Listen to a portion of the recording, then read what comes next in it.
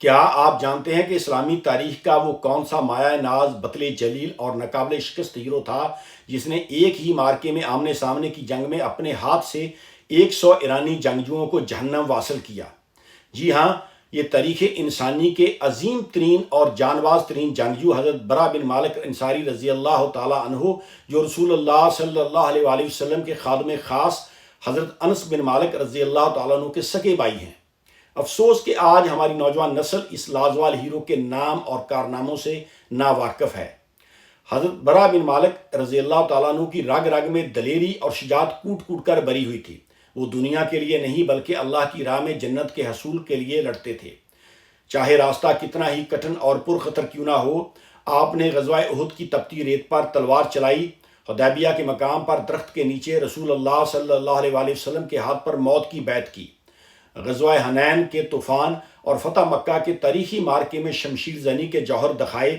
ان کی عظمت کی گواہی رسول اللہ صلی اللہ علیہ وآلہ وسلم نے ان الفاظ میں دی: بہت سے پراگندہ جال غبار آلود دو پرانی چادروں والے، یعنی ظاہری طور پر مسکین، ایسے ہوتے ہیں جنہیں لوگ اہمیت نہیں دیتے، لیکن اگر وہ اللہ پر قسم کھا لیں تو اللہ ان کی قسم کو ضرور پورا فرما دیتا ہے۔ برا بن مالک بھی انہی مستجاب الدعوات لوگوں میں سے ہیں۔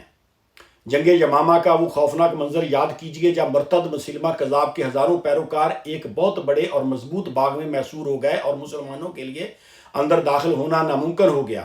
تا موت کو گلے لگانے والے اس عاشق رسول حضرت برا نے ایک ایسا فیصلہ کیا جو عقل کو دنگ کر دیتا ہے۔ آپ نے مسلمانوں سے فرمایا: مجھے ایک ڈال پر بٹھاؤ، اپنے نیزوں کی نوک پر اٹھاؤ اور دیوار کے اس پار دشمنوں کے رحم و کرم پر پھینک دو۔ چنانچہ انہیں قلعے کے اندر پھینک دیا گیا۔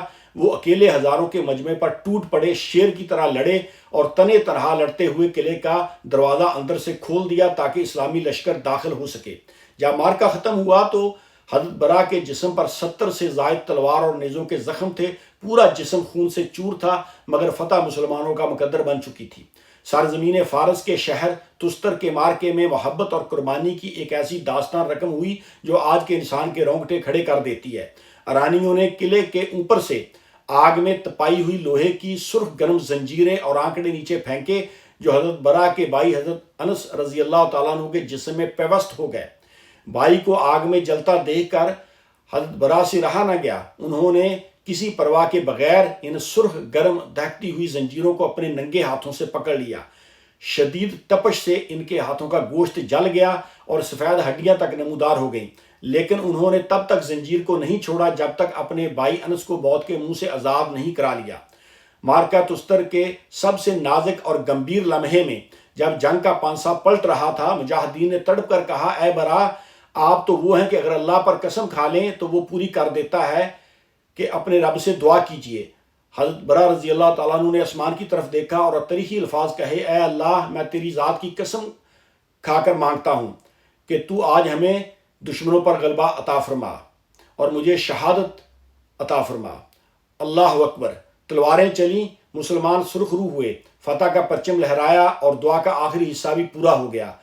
حضرت برا بن مالک رضی اللہ تعالیٰ عنہ تڑپتے ہوئے خاک پر گرے اور جام شہادت نوش کر لیا۔